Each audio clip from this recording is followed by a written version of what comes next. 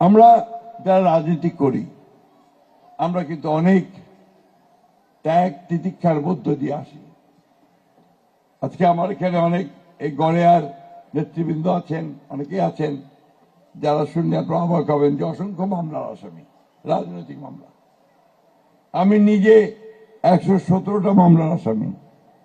আমি 11 বার কারাগারে গেছি, জেলে গেছি, কিন্তু আমি কখনো আমার পথ থেকে সরে যাইনি। ন্যায়ের পথে, সত্যের পথে, যেটাতে বিশ্বাস করি সেই বিশ্বাসের পথে আমি অবিচল থেকেছি, আমার নেত্রী অবিচল থেকেছে। আজকে সেই কারণেই আমরা আজকে একটা সুযোগ পেয়েছি আন্দোলনের মধ্য দিয়ে নতুন একটা পরিবেশ সৃষ্টি করার, যে পরিবেশে আমাদের মধ্যে একটা সুযোগ এসেছে একটা নতুন বাংলাদেশ নির্মাণ করবার।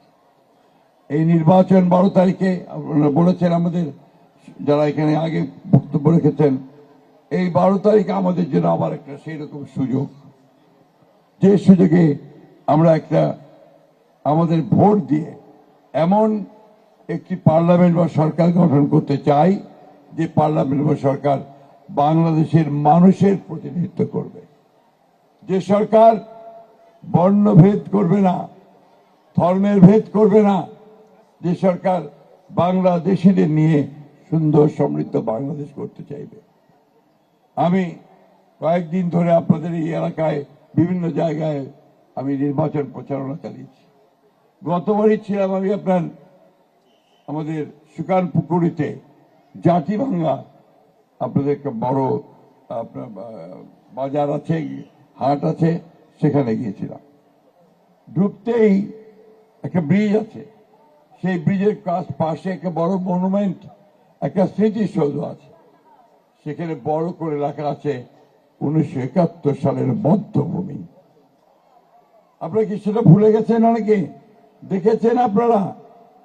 সেই বদ্ধভূমিতে সেদিন নির্বিচারে বাংলাদেশের মানুষদেরকে হত্যা করা হয়েছিল পাকিস্তানি সেনাদের হাতে, এবং যারা সেদিন পাকিস্তানি সেনাদের হাতে এই সহযোগিতা করেছিলেন, আমাদের দুর্ভাগ্য যে তারাই আজকে আবার ভোটের জন্য আমাদের সামনে এসেছে।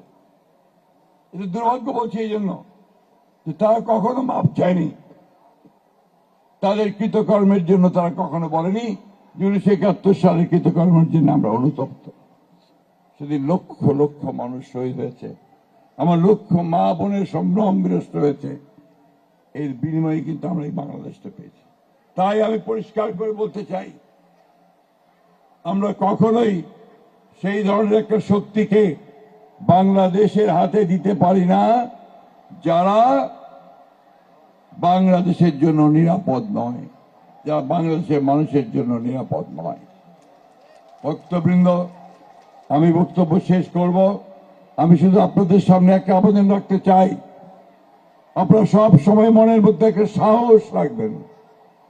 আমার খুব দুঃখ হয় যখন আমি শুনি আমার হিন্দু সম্প্রদায়ের মামলারা বলছেন আমরা নিরাপত্তার আশঙ্কায় ভুগি। কেন?